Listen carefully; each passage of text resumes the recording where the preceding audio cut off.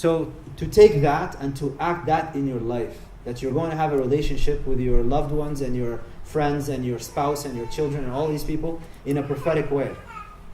As you do these things, what you're doing is you're aligning yourself with the character of the Quran.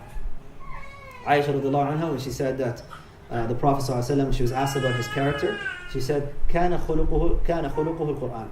His character was the Quran. So if you want to understand what the Quran says, you don't need to go necessarily and delve into deep studies of tafsir and linguistic analysis. All you need to do is just follow the Messenger sallallahu alaihi wasallam. Whatever he did, do it like him, and your purpose for your particular forte, whatever Allah has thrown into your heart, will manifest itself for you. What you're seeking to do in this life is to discover what Allah subhanahu wa ta'ala wants from you, not what you want for yourself. Modern culture, you notice, especially with a lot of motivational videos and speakers and people that come up and Tony Robbins type and all of that, is it's all about me. It's the idol of the I. And when a man came to the Prophet ﷺ and knocked on the door and he said, "Who is it?" He said, "Ana." And he ﷺ said, "Ana, كأنه كريها." Me, like he hated it. It's all about me, I. When you recognize that this I is also an illusion. We're all deluded. This world, Jibreel alayhi salam was concerned about it.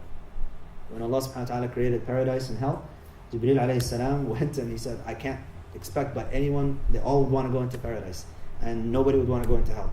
But then the obstacles were put in front of paradise and certain adornments and attractions were put in front of hell. And Jibreel alayhi salam was concerned that people are going to forget and they're going to not want to go through the path of paradise. And they would want to go through the path of hell. You want to remove this illusion, you have to see things as the Messenger sallallahu alaihi wasallam saw them. He sallallahu alaihi wasallam because now we're going into the Al-Isra wal Mi'raj anniversary. He sallallahu alaihi wasallam got to see things as they are. And that's why one of his du'as is Allahumma arina al-umura kama hi. Oh Allah, show us matters as they are. Not with all the delusions and the illusions that we have. So back to Imam al-Ghazali.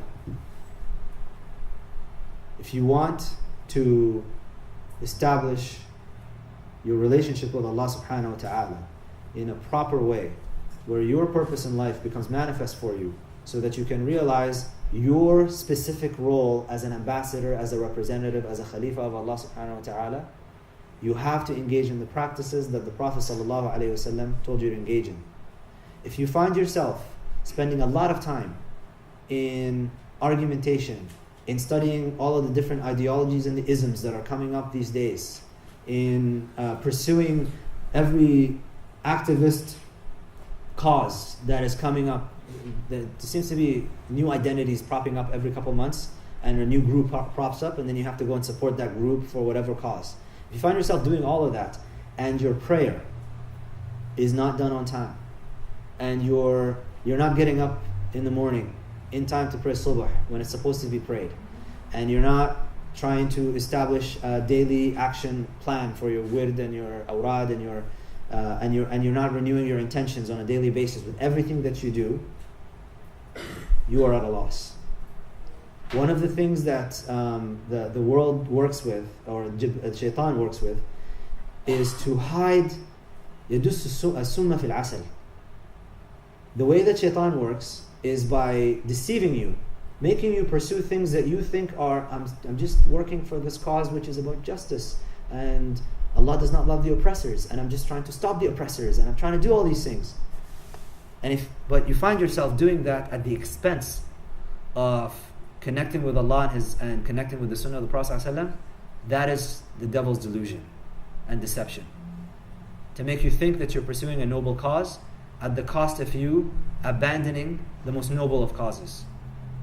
Pursuing a purpose at the cost of surrendering the most noble of purposes, the ultimate purpose of this life. One thing that I noticed myself even falling into personally, and I'm having to check myself now, I used to say a lot of things like, from an Islamic perspective. There's no Islamic perspective. There's Allah's perspective and there's no other perspective. There's Allah's plan for you and what He wants from you, and everything else is batil.